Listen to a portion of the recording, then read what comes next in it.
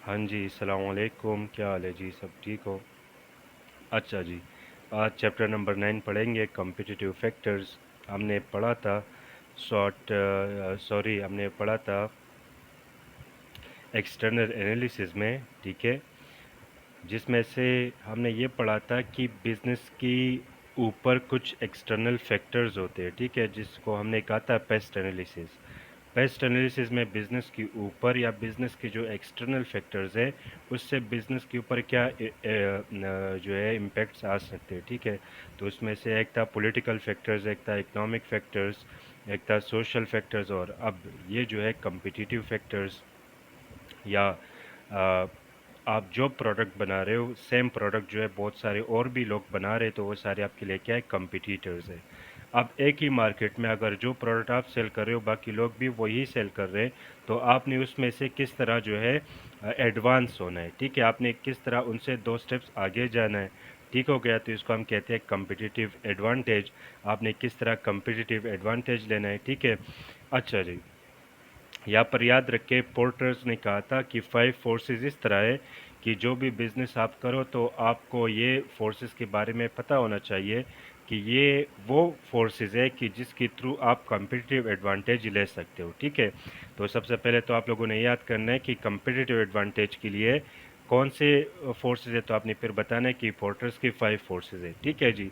अच्छा जी, वो 5 फोर्सेस अब क्या है, तो देखिए, सबसे पहले कम्पिटिटिव राइवलरी, ठीक है। कम्पिटिटिव राइवलरी का क्या मतलब है कि आप जो बिजनेस स्टार्ट कर रहे हो, ठीक है, ये ऑलरेडी आपसे पहले लोग कर रहे हो, ऑलरेडी उनके पास एक्सपीरियंस है, उन्होंने ग्रो किया हुआ है, ठीक है। मार्केट में जितने कस्टमर्स है उनके पास लॉयल है, जितने सप्लायर्स है सब उनके साथ है, ठीक है। लेकिन अभी आप बिल्कुल न्यू आए हो तो आपके लिए मुश्किल होगा। जो राइवलरी आपकी बन रही है तो इसमें से आपको ये डिसएडवांटेज है कि आपके जितने कंपटीटर्स है या राइवल्स है वो ऑलरेडी आपसे एक्सपीरियंस्ड है, उनका टाइम हो चुका है, ठीक है। वो जो है रेट ऑफ ग्रोथ उनसे उनका जो आपसे ज़्यादा है, ज़्यादा आपसे सेल कर रहे हैं, ठीक है।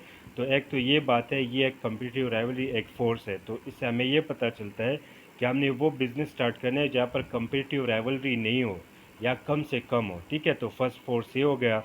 सेकंड फोर्स फिर हमारे पास है थ्रेट ऑफ एंट्री, ठीक है। थ्रेट ऑफ एंट्री यही है कि जब आप न्यू बिजनेस स्टार्ट कर रहे हो, जो मार्केट में आप एंट्री कर रहे हो, तो वहाँ पर आपके लिए बैरियर्स है, ठीक है, वहाँ पर आपके लिए बैरियर्स है। इन बैरियर्स मतलब रुकावट है, ठीक है। तो यहाँ पर 6 मेजर सोर्सेज ऑफ बैरियर्स है जो आपके लिए रुकावट है, ठीक है। उसमें सबसे पहले economies of scale. Economies of scale का मतलब ये है कि आपके जो कंपिटिटर्स है वो ऑलरेडी ज़्यादा सेल कर रहे हैं। ज़्यादा सेल मतलब ज़्यादा प्रोडक्शन ऑफ यूनिट्स। अगर आप ज़्यादा यूनिट्स को प्रोड्यूस कर रहे हो तो फिक्स कास्ट आपके ऊपर कम है। तो इकोनॉमीज ऑफ स्केल का मतलब ये है कि आपके जो कंपिटिटर्स है उनके ऊपर कॉस्ट पर यूनिट कम है, आप पर ज़्यादा है क्योंकि आपके ऊपर फिक्स्ड कॉस्ट ज़्यादा है, ठीक है। तो अब इससे ये होगा कि आप कम यूनिट्स सेल कर रहे हो तो कम यूनिट्स बनाने हैं, कम यूनिट्स बनाने हैं तो आपके ऊपर फिक्स्ड कॉस्ट ज़्यादा है। तो इकोनॉमीज ऑफ स्केल मतलब ये कि ऑलरेडी वो लोग ज़्यादा यूनिट्स बना रहे हैं तो ज़्यादा सेल करेंगे, ज़्यादा सेल करेंगे ज़्यादा प्रॉफिट कमाएंगे, तो उनके लिए ईजी है। लेकिन आप अभी न्यू हो तो आपके लिए ये मुश्किल होगा। फिर सेकंड प्रोडक्ट डिफ्रेंसिएशन। आपने इस तरह की प्रोडक्ट जो है वो प्रोड्यूस करना है जो सबसे डिफरेंट हो, सबसे यूनिक हो, सबसे अलग हो। अगर इस तरह नहीं है, सेम प्रोडक्ट आप सेल कर रहे हो तो ऑलरेडी वो लोग ख़रीद रहे हैं, वहाँ पर कस्टमर लॉयल है, ठीक है। तो आपने अपने प्रोडक्ट के हवाले से कुछ ना कुछ डिफरेंट करना होगा, कुछ ना कुछ जो है यूनिक करना होगा, ठीक है जी। कैपिटल रिक्वायरमेंट जितना कैपिटल आप इन्वेस्ट कर रहे हो, देखो मार्केट में ये है कि आपने कंपटीटर से आगे होना है। ऑलरेडी उनका 10 साल 20 साल 30 साल हो गए, उन्होंने ज़्यादा से ज़्यादा कैपिटल इन्वेस्ट किया होगा। आप अभी न्यू आए हो तो आपके लिए इतने बड़ा कैपिटल इन्वेस्ट करना मुश्किल होगा, तो एक बैरियर ये भी है। फिर स्विचिंग कॉस्ट। स्विचिंग कॉस्ट का मतलब ये है कि अभी आप न्यू आ गए, ठीक है। एक प्रोडक्ट आपके ऊपर कॉस्ट ज़्यादा, एक्सपीरियंस नहीं है, तो आप एक यूनिट 50 का सेल कर रहे हो। लेकिन सेम प्रोडक्ट कहीं और पर या आपका जो कोई और कंपटीटर है वो 30 पर सेल कर रहा है, तो कस्टमर के लिए स्विचिंग कॉस्ट क्या है, बहुत ही कम है, ठीक है। मतलब ये उनके लिए बहुत ही ईजी है, वो आपसे क्यों ख़रीदे जब उनके लिए 30 पर सेम चीज़ कहीं और जो है वो मिल रहा है, ठीक है। तो स्विचिंग कॉस्ट जहाँ पर लो का मतलब ये कि सेम प्रोडक्ट और जगह पर भी है, ठीक है। तो वहाँ पर आपके लिए मुश्किल है। फिर डिस्ट्रीब्यूशन चैनल्स। डिस्ट्रीब्यूशन चैनल मतलब जिन सप्लायर से आप ले रहे हो, जिन कस्टमर्स को आप ले रहे हो, तो ऑलरेडी आप एक मार्केट में जाते हो तो वहाँ पर उनके अपने कस्टमर्स होते हैं, अपने उनके सप्लायर्स होते हैं। एक सप्लायर को आप कहते हो मैं आपसे ही परचेज़ करूँगा, मुझे डिस्काउंट दो, कहेगा कि आप पर मैंने सेल ही नहीं करना, मेरे तो ऑलरेडी जो है आपकी जो कंपटीटर्स हैं उनको मैं सप्लाई कर रहा हूँ, ठीक है। तो ये मसले आपके लिए आ सकते हैं। फिर लास्ट में कॉस्ट एडवांटेज, ठीक है। आपके जो पेटेंट्स है, स्पेशल नॉलेज या जो एक्सपीरियंस कह लो, वो आप कंपटीटर के पास ज़्यादा है, ठीक है, क्योंकि उनका बिजनेस ज़्यादा टाइम का हो गया है, आपके पास वो चीज़ें नहीं है। तो एक ये भी आपके लिए क्या है, इशू है, मसला है। अच्छा जी, थर्ड जो फोर्स है, थ्रेट ऑफ सब्सिट्यूट प्रोडक्ट। तो ये ऑलरेडी मैंने बता दिया कि अगर आपके प्रोडक्ट का कोई सब्सिट्यूट है, ठीक है, फॉर एग्जांपल एक चॉकलेट आप सेल कर रहे हो, अचानक से आप कहते हो कि नहीं, अब मैं इसको 500 पर सेल करूँगा, तो लोग उसको छोड़ देंगे, क्योंकि उसका जो सब्सिट्यूट प्रोडक्ट है लोग फिर वही ख़रीदेंगे, क्योंकि सेम चीज़ उनको मिल रही है 100 पर, तो आपसे 500 में क्यों ख़रीदे, ठीक है। तो आप जो प्रोडक्ट बना रहे हो तो कोशिश ये करनी चाहिए कि इस प्रोडक्ट की सब्सिट्यूट ना हो, इस प्रोडक्ट की स्विचिंग कॉस्ट ना हो, ठीक है। तो ये आपके लिए ज़्यादा बेस्ट है।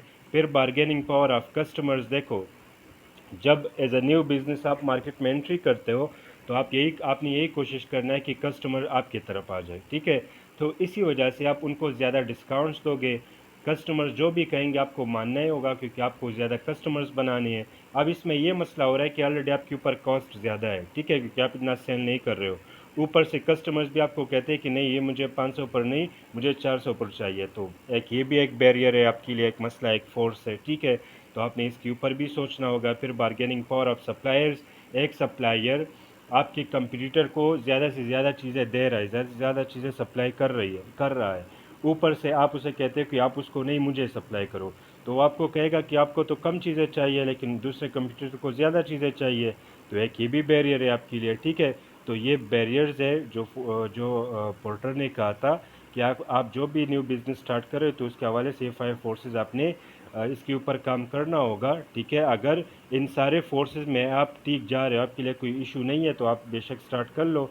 लेकिन अगर आपके लिए इशू है, आप नहीं कर सकते, ग्रोथ नहीं कर सकते वहाँ पर, तो फिर छोड़ दें, ठीक है, कोई और प्रोडक्ट स्टार्ट कर ले, मार्केट रिसर्च जिसे हम कहते हैं, दोबारा से मार्केट रिसर्च कर लो, ठीक है। यहाँ पर फिर एक हाउसिंग बिल्डिंग सोसाइटी के ऊपर एक एग्जांपल दिया हुआ है, आप लोग रीड कर ले तो ये 5 फोर्सेस जो आप लोग को समझ में आ जाएगी, ठीक है।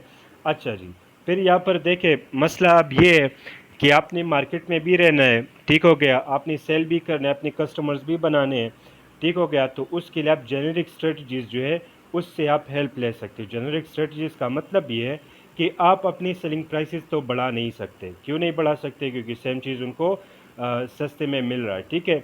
आप एक और काम कर सकते हो, आप अपने कॉस्ट को कम से कम कर लो, ठीक है। तो यहाँ पर कुछ हमारे पास टेक्निक्स है कि जिसको यूज़ करके, ये भी पोर्टर ने ही कही है, ठीक है। अगर आपको आ जाए कि जेनेरिक स्ट्रेटजीज किसने कहे थे, तो आपने ये बताने कि पोर्टर ने, ठीक है। अच्छा, यहाँ पर एक है हमारे पास कॉस्ट लीडरशिप, एक है डिफ्रेंसिएशन, एक है फोकस, ठीक है। पोर्टर कहता है कि आप जो भी प्रोडक्ट लॉन्च कर रहे हो, जो भी बिजनेस स्टार्ट कर रहे हो, आपने इन 3 स्ट्रेटजीज में से एक स्ट्रेटजीज पर अमल करना होगा, ठीक है। कॉस्ट लीडरशिप ये है कि आप पहले मार्केट जाओ, आप पता लगाओ कि आपके जो कंपटीटर्स हैं वो किस प्राइस पर इस प्रोडक्ट को सेल कर रहे हैं। फॉर एग्जांपल सारे सेल कर रहे हैं 50, 55, 60 इसी रेंज में, ठीक है। तो आपने अपने जहन में रख लिया कि 50 जो है मेरे पास फाइनल कॉस्ट है। अब आपने जो भी प्रोडक्ट बनाना है, ठीक है, तो आपने क्या करना है, कम से कम कॉस्ट में। कॉस्ट को किस तरह कम करेंगे, ये जिम्मेदारी आती है आपकी सारी डिपार्टमेंट्स पर। जो परचेस कर रहे हैं तो वो इस तरह सप्लायर से ले जहाँ पर कॉस्ट कम हो, डिस्काउंट के ऊपर चीज़ें लें, ठीक है। फिर आप वेस्टेज ऑफ मटेरियल ना करें, आप इफ़िशिएंटली काम करें, तो इससे आप कॉस्ट को सेव कर सकते हो, ठीक है। यहाँ पर 2 एग्जांपल्स दिए कि sell its product at a lower price than rivals, ठीक है। या तो ये कर लो कि अपने राइवल से, अपने कंपटीटर से कम सेलिंग प्राइस पर सेल करो। कम सेलिंग प्राइस पर सेल करोगे तो आपकी सेल में इंक्रीज़ है, ठीक है। अच्छा जी, या फिर इस तरह कर लो कि सेम प्राइस पर सेल करो जो आपके राइवल्स कर रहे हैं, लेकिन आप अपने प्रॉफिट को बढ़ा दो, मतलब कॉस्ट को कम कर लो तो आपका प्रॉफिट बढ़ जाएगा। तो कॉस्ट लीडरशिप मतलब कि आपको कॉस्ट के ऊपर काम करना चाहिए, कॉस्ट को कम से कम कर लो। अच्छा जी, फिर सेकंड हमारे पास है डिफ्रेंसिएशन। डिफ्रेंसिएशन मतलब ये आपके कंपटीटर्स बहुत ज़्यादा है, ठीक है। आप अपने प्रोडक्ट को यूनिक बना लो, इसमें कुछ फीचर्स ऐड कर लो, इसमें से कुछ एडिशनल कुछ कर लो, ठीक है, कि जो सबसे मुख्तलिफ लगे। तो फिर अगर आप इसको हायर सेलिंग प्राइस पर सेल करो फिर भी ठीक है। जिस तरह पर एक एग्जांपल दिया कि British Airways is a multinational airline. इन्होंने क्या कर लिया, डिफ्रेंशिएशन अप्रोच को अपना लिया, ठीक है। इन्होंने ये किया कि हम अपने कस्टमर सर्विस को बेहतर बनाते हैं, कस्टमर सर्विस को बेहतर करेंगे अपने बाकी कंपटीटर से, तो ये सबसे अलग चीज़ है, ठीक है। तो एयरलाइन सर्विसेज में यही होता है कि जहाँ पर कस्टमर सर्विस हो, जहाँ पर लग्जरी हो, ठीक है, तो लोग उसी को प्रेफर करेंगे। तो इसी तरह अपने प्रोडक्ट को आपने यूनिक बनाना है, ठीक है, तो ये स्ट्रेटजी आप अपना सकते हो। या फिर फोकस में ये होता है कि आप इस तरह प्रोडक्ट के बजाय कि जो आप सब लोग को सेल कर रहे हो, इस तरह ना करो, बल्कि इस तरह करो कि ग्रुप ऑफ पीपल को आप फोकस करो। जिस तरह फॉर एग्जांपल या तो बेबीज़ के लिए प्रोडक्ट बनाओ, या फिर जो यूथ है, ठीक है, नौजवान है, उनके लिए प्रोडक्ट बनाओ, या फिर जो ओल्ड एज लोग हैं उनके लिए प्रोडक्ट बनाओ, ठीक है। फॉर एग्जांपल जितने अभी यूके में आप बिज़नेस कर रहे हो तो वहाँ पर जो ओल्ड एज लोग हैं वो ज़्यादा है, ठीक है, तो आप उनसे रिलेटेड प्रोडक्ट, अगर आप पाकिस्तान में हो, ठीक है, इंडिया में हो, तो यहाँ पर बेबीज़ के लिए, यूथ के लिए आप अच्छे प्रोडक्ट्स बना सकते हो। तो आपने या फिर इस तरह भी कर सकते हो कि मार्केट के एक सेगमेंट ले लो, जिस तरह पाकिस्तान में अपर क्लास है, मिडिल क्लास है, लोअर क्लास है, ठीक है। आजकल तो माशाल्लाह सब लोअर क्लास चल रहे हैं, हालात ये से बने हुए, ठीक है। लेकिन फिर भी आप फॉर एग्जांपल मैं बिज़नेस स्टार्ट कर रहा हूँ, मैं कह रहा हूँ कि नहीं, मैंने सिर्फ और सिर्फ एलीट क्लास के लिए प्रोडक्ट बनाना है, ठीक है। तो वो सबसे ईजी भी है, चाहे महंगाई आए, ठीक है, चाहे जो भी हो, इकानमी जो है अच्छी हो बुरी हो, ठीक है, उससे उन लोगों को फ़र्क नहीं पड़ता, वो लोग जो है प्रोडक्ट मुझसे लेंगे, ठीक है। अगर आपने मिडिल क्लास या लोअर क्लास के लिए कोई प्रोडक्ट बनाना है तो फिर आपने उस हिसाब से बनाना है। तो फोकस मतलब कि आप एक स्पेसिफिक ग्रुप ऑफ पीपल ले लो और फिर उनके लिए प्रोडक्ट्स बनाओ, ठीक हो गया। कंक्लूजन ये है कि आपने स्टक इन द मिडल नहीं रहना, मतलब तीनों स्ट्रेटजीज़ को एक साथ यूज़ नहीं करना, आपने एक ही स्ट्रेटजी उठानी और उसके ऊपर ज़्यादा से ज़्यादा काम करना है, ठीक है जी। अच्छा जी, फिर पोर्टर्स ने फर्दर कहा हुआ है कि हर एक बिज़नेस में हमारे पास एक वैल्यू चेन है, ठीक है। इस वैल्यू चेन से क्वेश्चंस भी आ सकते हैं, बहुत ही सिंपल है, बहुत ही सिंपल क्वेश्चंस आते हैं, ठीक है। देखो, पोर्टर ने कहा कि बिज़नेस में 9 टाइप की क्या एक्टिविटीज़ हम करते हैं, 9 तरह के काम हम करते हैं, ठीक है। उसमें से 5 जो है हमारे पास वो प्राइमरी एक्टिविटीज़ है जो ज़रूरी चीज़ है, और इसके अलावा सपोर्टिव एक्टिविटीज़ है जो 4 है, ठीक है। तो सबसे पहले एक्टिविटी है इनबाउंड लॉजिस्टिक्स। इनबाउंड लॉजिस्टिक्स मतलब जो चीज़ें आप परचेज करके ला रहे हो, ठीक है। डिस्क्रिप्शन इसकी क्या है, रिसीव करना, स्टोर करना, हैंडल करना। एग्जाम्पल इसका ये है कि आप अपने स्टॉक को मेंटेन करो, ठीक है, इतनी इन्वेंट्री लो कि जिसमें कम से कम आप कैश को बंद कर सको, ठीक है। ज़्यादा इन्वेंट्री मतलब कि ज़्यादा कैश को आप बंद कर रहे हो, ठीक है, इन दी इन्वेंट्री। अब इन्वेंट्री लेवल्स को आप चेक करते रहो, ज़्यादा से ज़्यादा चीज़ें आपने लेनी नहीं है, ठीक है। ऑपरेशंस मतलब जितने आप प्रोडक्शन कर रहे हो तो वेस्टेज ऑफ मटेरियल नहीं करनी, आपकी जो लेबर्स है, ठीक है, उनको इफ़िशिएंट होना पड़ेगा, कम टाइम में ज़्यादा काम करें। आउटबाउंड लॉजिस्टिक्स मतलब कि जो चीज़ें आप सेल कर रहे हो, डिलीवर कर रहे हो, ठीक है, इसमें आ गया storing, distributing and delivering finish goods, ठीक है। तो आउटसोर्सिंग के लिए भी आप इस तरह तरीके अपनाओ कि जिसके ऊपर कॉस्ट कम से कम आ जाए। फिर मार्केटिंग एंड सेल्स है, ठीक है, तो मार्केटिंग ऑलरेडी हमने चैप्टर 2 में पढ़ा हुआ है, वहाँ पर जो 4 पीस थे, ठीक है, तो वो बताया हुआ है, ठीक है। तो आपने मार्केटिंग के लिए स्पॉन्सरशिप ले लो, स्पॉन्सरशिप सबसे ज़्यादा ईजी होता है, ठीक है। कोई और पे कर रहा होता है और आप अपने प्रोडक्ट को जो है आप इसको भी एडवर्टाइज़ कर रहे हो, उनके लिए भी कुछ ना कुछ कर रहे हो। फिर सर्विसेज, जो सर्विसेज प्रोवाइड कर रहे हैं आप, देखो अपने कस्टमर को अपने प्रोडक्ट के साथ आफ्टर सेल सर्विसेज भी दो। जिस तरह अगर कोई एसी सेल कर रहा है तो वो एसी के लिए सर्विसेज भी प्रोवाइड करे कि अगर एसी में ख़राबी आ गई तो हम आपके लिए ठीक करेंगे, ठीक है। तो इससे ये होगा कि कस्टमर और सिक्योर फील करेगा, ठीक है। उससे ये होगा कि कस्टमर सोचेगा कि अगर मैं इससे ले लूँ, मसला आ जाए तो ये लोग ठीक करेंगे, तो ये भी अच्छी बात है। अच्छा जी, फिर इसके बाद जो 4 सपोर्टिव एक्टिविटीज़ है या सेकेंडरी एक्टिविटीज़ है, उसमें फर्म इंफ्रास्ट्रक्चर के ऊपर आप काम कर लो, ठीक है।